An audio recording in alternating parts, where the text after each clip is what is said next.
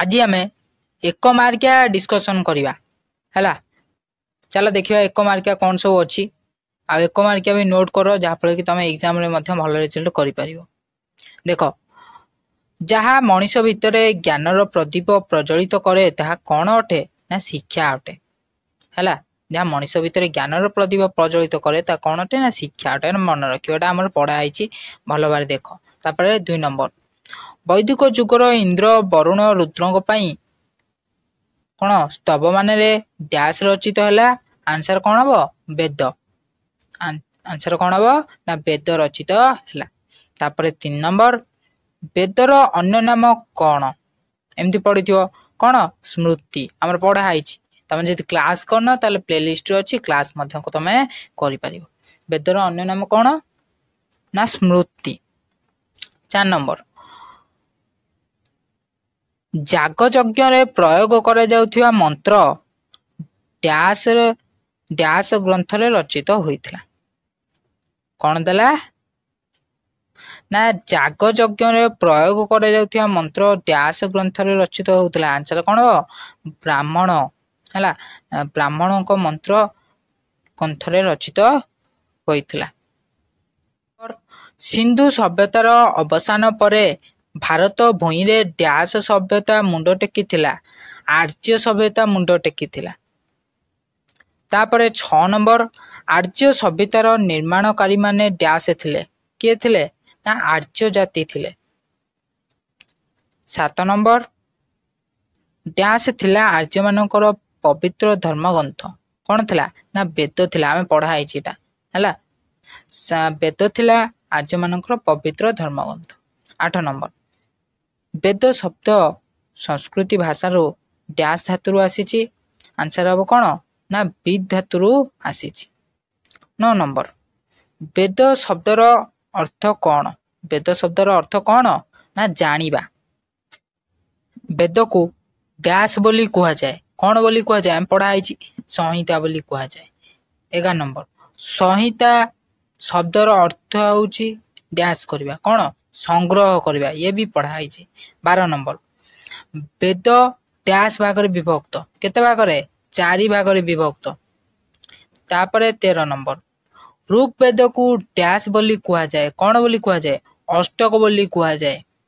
14 number Rigveda रे dash T अध्याय परिलिखित हुए केतोटी 64 टी है। आगु सब मन रखियो ये सब इम्पोर्टेंट।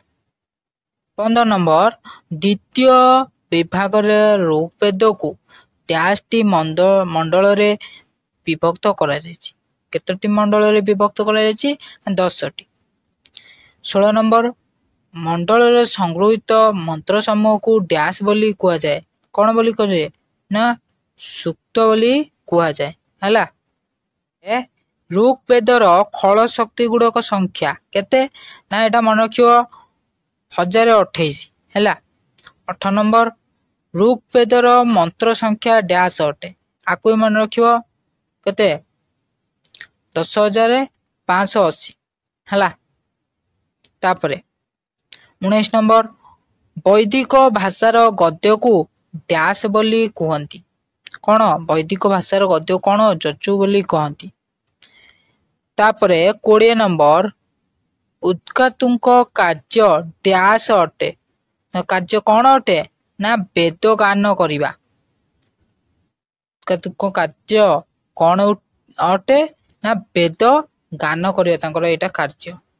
ये सब सब क्वेश्चन सब इम्पोर्टेंट है आपको टे मन रखिले भल भाव टे प्रिपेयर हो गले तो कौन से तुम टे रिविजन मारदेव माने तुम कौन पूरा प्रॉपर्ली हो गला माने देखु देखु मन पड़ आर आंसर कौन हम से टे मुझे आगु कौन कर तुमको प्रिपेयर करुँची है। अध्ययनक कार्य कौन अध्ययन कार्य हूँ गद्य वेद गान करवा आपको मन रख एवं नोट कर।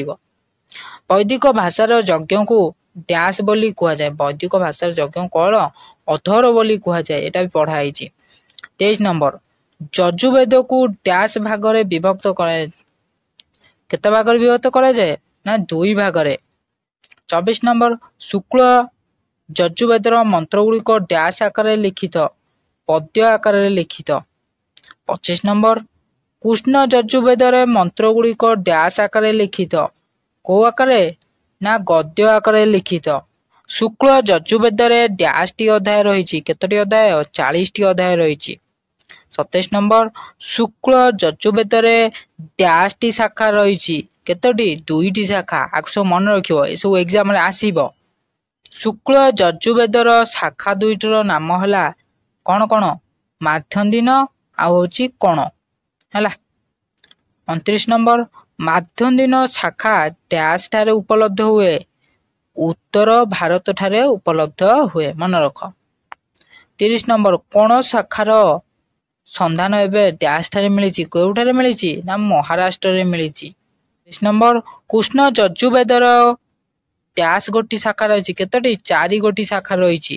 32 ନମ୍ବର, କୃଷ୍ଣ ଡ୍ୟାସ୍ କୃଷ୍ଣ ଯଜୁର୍ବେଦର ମୁଖ୍ୟ ଶାଖା ଅଟେ। କିଏ? ନା ତ୍ରେତରୟ ସିଂହତା ହେଲା। କୃଷ୍ଣ ଯଜୁର୍ବେଦର ମୁଖ୍ୟ ଶାଖା ଅଟେ। 33 ନମ୍ବର, ତ୍ରେତରୟ ସିଂହତାର ଡ୍ୟାସ୍ ଗୋଟି କାଣ୍ଡ ରହିଛି। 7 ଗୋଟି କାଣ୍ଡ ରହିଛି। 34 ନମ୍ବର, କାଣ୍ଡକୁ ଡ୍ୟାସ୍ ବୋଲି କୁହାଯାଏ। କଣ?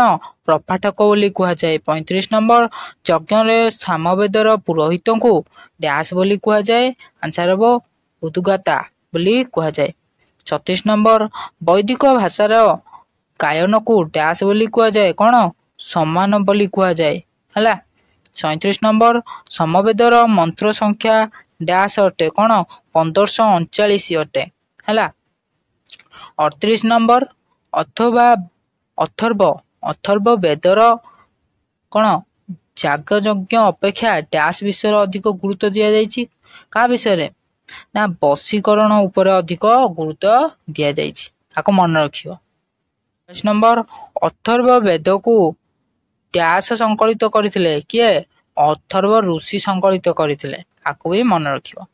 40 ନମ୍ବର, ଅଥର୍ବ ସଂହିତା ଡ୍ୟାସ୍ ଖଣ୍ଡରେ ବିଭକ୍ତ। କେତେ ଖଣ୍ଡରେ? ନା 20 ଖଣ୍ଡରେ ବିଭକ୍ତ ହେଲା। ଆଜି ଆମେ 40ଟା ଡିସ୍କସନ୍ କରିଦେଲେ। ନେକ୍ସଟ ଭିଡ଼ିଓରେ ଆହୁରି ମଧ୍ୟ ଆଗକୁ ସର୍ଟ କୋଶ୍ଚିନ୍ ଲଙ୍ଗ କୋଶ୍ଚିନ୍ ସବୁ ଡିସ୍କସନ୍ କରିବା। ଆଜି ପାଇଁ ଥିଲା ଏତିକି ଭିଡ଼ିଓ। ଯଦି ଭିଡ଼ିଓଟି ଭଲ ଲାଗିଥିବ ତାହେଲେ ଭିଡ଼ିଓକୁ ଲାଇକ୍ କରିବେ। ଚ୍ୟାନେଲକୁ ଏଇଭଳି ଆଗକୁ ଭିଡ଼ିଓ ଦେଖିବା ପାଇଁ ଚ୍ୟାନେଲକୁ ସବସ୍କ୍ରାଇବ୍ କରିବେ। ଜୟ ହିନ୍ଦ, ବନ୍ଦେ ମାତରମ୍।